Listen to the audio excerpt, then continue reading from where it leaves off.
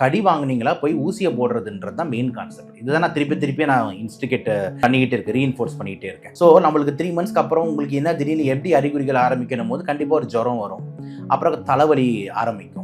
இந்த மாதிரி நம்ம போகும்போது டாக்டர் என்ன சொல்லுவாங்க, ஜென்ரலாக வைரல் ஃபீவர் தான்ப்பா, நீ ஒரு பேரஸ்டமாலை போ அப்படின்ட்டு.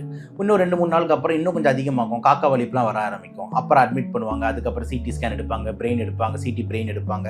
அப்போ ஒரு டவுட் வரும், என்னது அது மூளை காய்ச்சல் மாதிரி இருக்குது, எதனால் மூளை காய்ச்சல் ஏற்பட்டுருக்குன்னு.